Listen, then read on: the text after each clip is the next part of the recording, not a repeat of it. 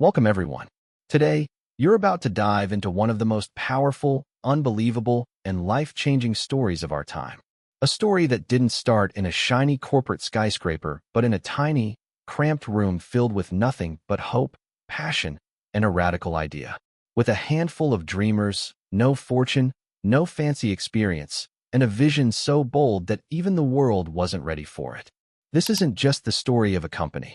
This is the story of how a small team, against all odds, built something that reshaped the way billions of people connect, communicate, and live their daily lives. From how you use your phone, how you interact with apps, to how the world became truly mobile. Today, it's hard to imagine a day without Android, the system running in more devices than any other. But have you ever stopped to wonder how it all began? Who were the minds behind this mobile revolution? How did a little startup become the backbone of smartphones across the globe? This isn't a fairy tale. This is a real story of struggle, rejection, relentless obsession, and an unstoppable dream. A story full of moments that will move you, moments that will ignite your own drive to fight for your vision harder than ever, and moments proving you don't need to be born wealthy, famous, or lucky. You only need a wild vision and relentless action. So sit back, take a deep breath, because what you're about to hear is not just a tech story, it's a human story. A story that proves impossible is just a challenge waiting to be overcome. This is the mind-blowing journey of Android, from a tiny startup's cramped room to becoming the heart of nearly every smartphone worldwide, changing how we live forever. Two dreamers, one vision, the birth of an idea, before the word Android even existed, before smartphones were a part of your everyday life. Two young engineers sat in a small office, obsessed with a question nobody seemed to ask yet. How can we build a mobile operating system that everyone can use, free, open, and powerful? Let's rewind to 2003 in Palo Alto, California. This is where Andy Rubin and his team began a quiet revolution. Andy Rubin wasn't your typical tech founder. He was a software engineer with a passion for robotics and mobile technology. His background was filled with building gadgets and dreaming of a connected future. He wasn't chasing headlines. He was chasing innovation.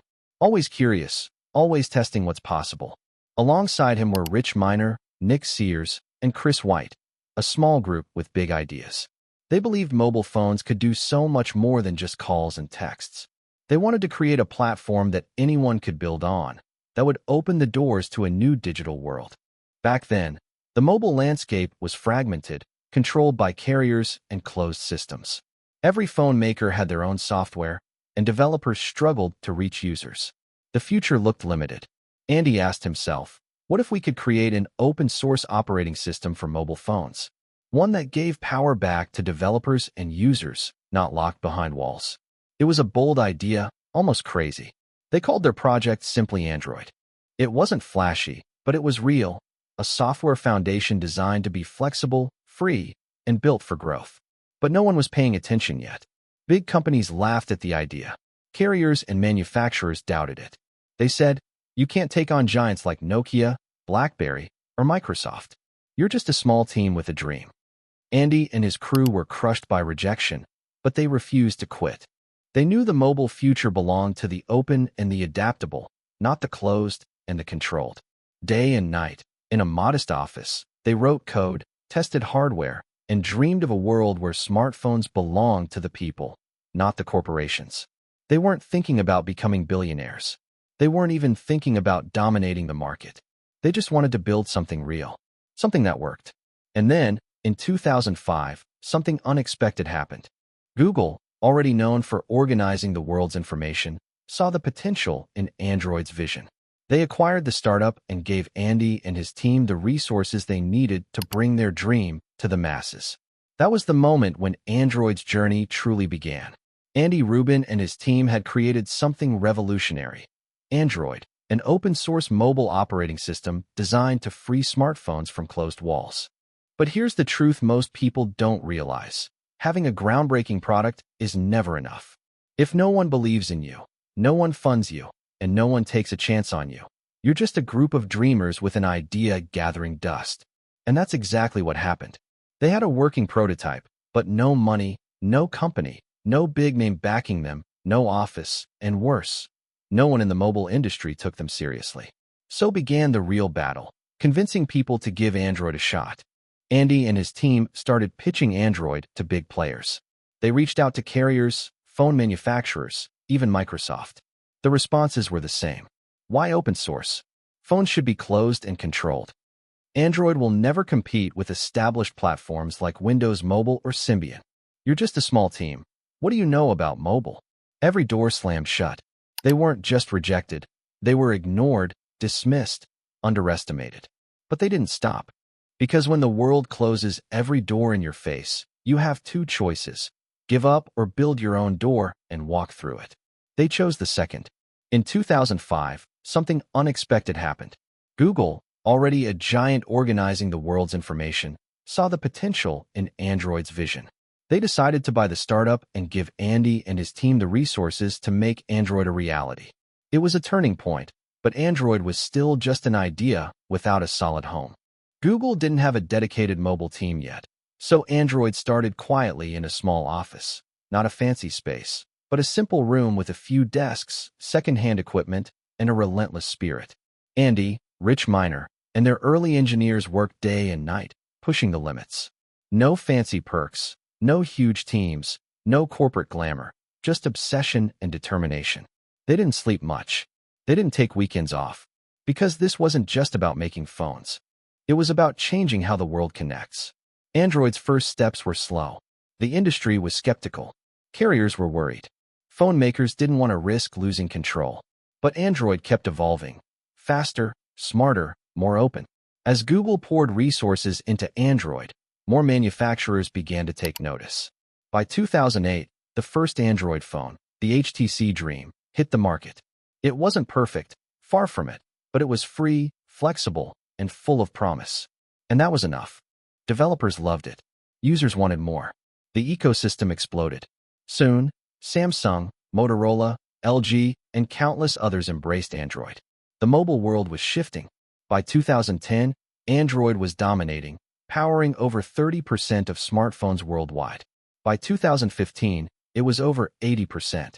And it wasn't just phones anymore. Tablets, TVs, cars, watches, Android was everywhere. But success wasn't just about technology. Android changed business models. It gave developers a platform to reach billions without gatekeepers. It gave carriers and manufacturers freedom. It gave users choice. And it changed the game. Google made Android free, but not without a plan. They introduced Google Play, their app store, creating an ecosystem that made money for everyone involved: developers, manufacturers, Google itself. And they kept pushing forward. Android updates came fast, always improving. Features grew: multitasking, notifications, security, AI integrations. Android became the foundation for the mobile internet era. By 2012, Android had over 1 million apps. By 2014, it was the world's most popular mobile OS. And all this from a small team that refused to quit, a team that believed in an open future. Today, Android runs on over 3 billion devices worldwide. Phones, tablets, cars, TVs, wearables, touching every corner of modern life. And it all started with a dream in a small room, rejected by giants, built by relentless belief.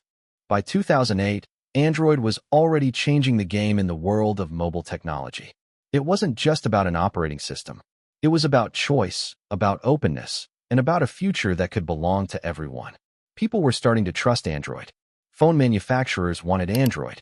And the mission, to create a mobile platform that was accessible to anyone, anywhere, was finally becoming a reality. But here's what most people don't understand. When you start getting big, you immediately get enemies. The bigger you get, the more resistance you get. And the next phase of Android wasn't peaceful. It was a struggle full of threats, conquests, and bold moves. From the moment Android began to gain momentum, it challenged the giants of the mobile industry. Apple, which had recently released its revolutionary iPhone. Microsoft, which was trying to maintain its share of the mobile market. Nokia and BlackBerry, which dominated the phone market. But Android and his team had one thing that others didn't: an insatiable hunger for innovation, no matter the scale. Even after Android got Google's backing and went on sale, the company had a rule: don't stop, don't slow down. It was this culture that led to the features that later made Android what we know it as. For example, the team encouraged engineers to spend some of their time on their own ideas. That's when the best features were born, from convenient notifications to multi-app support. They didn't wait for problems. They wanted to create the future, and the world started to notice. By the late 2000s, it was clear that the future wasn't on desktop computers, it was in your pocket. People were moving from desktop computers to mobile phones, and Apple released the iPhone, which changed the game forever. Apple was on the rise, and if Android didn't act now, it could lose the next war. What did Google do? They quietly bought a small startup called Android Incorporated in 2005. Back then, it was just a project by a small team dreaming of an open platform for mobile devices. Larry Page and Sergey Brin saw Android as the future, an open-source operating system that anyone could use. Unlike Apple with its closed ecosystem, they gave Android everything: resources, talent, and freedom. And in 2008, the first Android phone appeared, the HTC Dream. It wasn't perfect, far from it, but it was free, flexible, and full of potential. Soon Samsung, Motorola, LG, and many others joined Android. The war with Apple began. Over the next 10 years, Android captured over 80% of the global smartphone market. Now let's go back to 2005. Two friends, Judd Karim and Chad Hurley, created a platform where people could upload videos. It was simple, fun, and new. The site is YouTube. It was growing rapidly. Very quickly, Google saw this as both a threat and an opportunity. So what did they do? Less than 2 years after its creation, they bought YouTube for $1. $65 billion. Back then, many thought Google had gone crazy, but they weren't wrong. Today, YouTube is the second most visited web platform in the world after Google itself. And it's not just entertainment. It's education, business, art, and global culture. Meanwhile, Google didn't stop. They launched Google Maps, so you could explore the world in real time. Google Earth, with satellite images of any point on the planet. Google Translate, to break language barriers. Google Drive and Docs, to replace expensive document programs. Chrome, a super-fast browser that has become the most popular in the world. Each tool was faster, simpler, smarter, and free. They didn't just solve problems. They reprogrammed modern life. How about the money? All these tools were free, but Google was making billions. How? Their main engine was AdWords, now Google Ads. Every business wanted to be visible on Google, and Google gave them the ability to find the right user at the right time.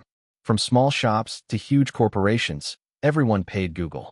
This advertising engine funded all the free services. The perfect system. Helping users, trust grows. Helping advertisers, profits grow. The mission is pure: grow forever. Most companies stop when they achieve success. But Google created a secret Division X, the Moon Factory.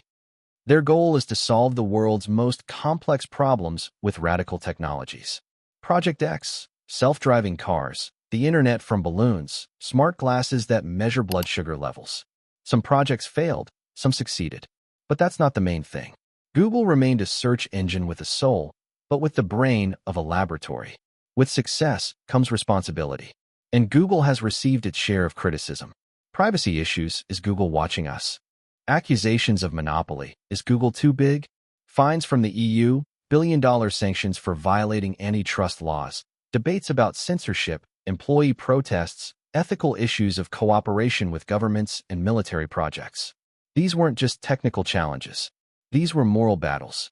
And Google had to evolve not just as a company, but as a global citizen. To respond to the pressure, Google reorganized in 2015. They created a parent company, Alphabet Inc. Now Google was just part of a bigger vision. Under Alphabet, Google, YouTube, Android, Waymo, DeepMind, AI Lab, Calico, Verily, Healthcare. Alphabet gave them flexibility, focus, and readiness for the future. Artificial intelligence is the next revolution. In the last 10 years, Google has taken another bold step. They've put everything on artificial intelligence. We bought DeepMind, one of the most powerful companies in the AI industry. Google Assistant, Google Lens, BERT, Gemini, AI language models have been launched. Google Translate Neural Engine, search with understanding of intent, not just keywords. Google has stopped simply organizing information. He began to understand her, to anticipate her, to help her think better. Let's stop. How did this happen? How did two students create an empire that touches every phone, every letter, every map, every search, every language, every video, every digital moment? It's not luck. It's not magic. It is a combination of vision, speed, culture, mindset, and commitment. Not a short-term benefit, but a long-term impact. After years of innovation, expansion, and global dominance, Android was everywhere. You unlocked your phone, it was Android. You opened a map, it was Android. You sent a message, it was Android. You installed an app, it was Android. You used a voice assistant, it was Android. You didn't even think about it, but Android has become the second brain for billions of people. But here's the truth. The more power you have, the less control you have over it. And over time, Android's creators, Andy Rubin, as well as Larry Page and Sergey Brin, realized that they were no longer just running a project or a product. They were running a living, breathing organism, part of modern civilization. And with that came difficult questions, impossible decisions, and deep internal battles. When Android was a small project, the values were simple. Open up the mobile world to everyone. Create something useful, honest, and accessible. But as the company grew, those values were tested time and again. Here are some of the challenges we faced. Censorship and freedom of speech. Should Android show certain content, even if it is provocative or politically sensitive?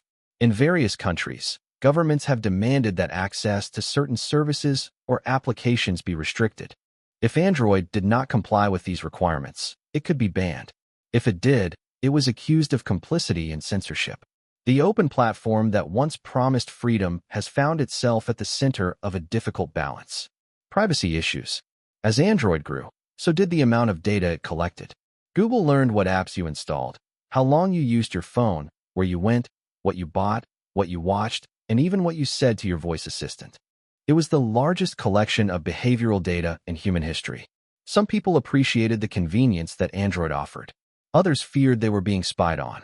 Critics said, Android and Google know more about you than your family. It was a hard truth that led to lawsuits, protests, international debates, and even strikes among employees. Inside Google, many employees began to question the right course. Some protested when Google signed contracts with the military to develop AI to control drones. Others spoke out against working with authoritarian regimes. Still others spoke out against inequality within the company, particularly against women and minorities. One of the largest strikes in the history of the tech industry took place at Google, and it was led by thousands of employees. The company, once a symbol of freedom and innovation, was now itself becoming the subject of scrutiny, even from within. About the creators, Larry and Sergey started Android not as executives, but as dreamers, engineers, and idealists. They loved to create, to solve problems, to build the future.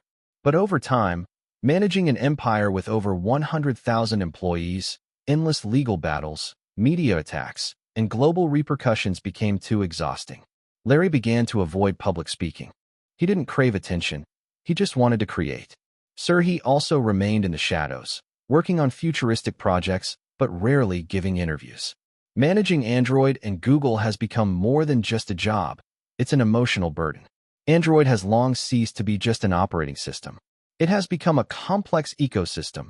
YouTube, Gmail, Chrome, Maps, Translate, Drive, AI, Cloud, Waymo, Smart Home, Smart Cities, Health Tech, Quantum Computing.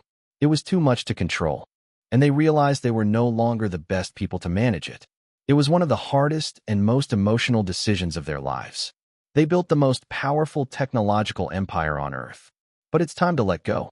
On December 3, 2019, Larry Page and Sergey Brin officially announced that they were stepping down from their leadership roles at Alphabet, the parent company of Google and Android. In an open letter, they wrote, "We have never held on to management positions if we saw a better way to run the company. Google and Alphabet no longer need two CEOs and a president." They handed over the reins to Sundar Pichai, a humble, brilliant engineer from India who rose from the bottom through integrity, vision, and kindness. Larry and Sergey did not disappear. They remained on the board of directors, had voting rights, and worked in the shadows. But the company belonged to a new generation. It was emotional. It was quiet. And it was necessary. Because sometimes the greatest strength is the ability to walk away in time.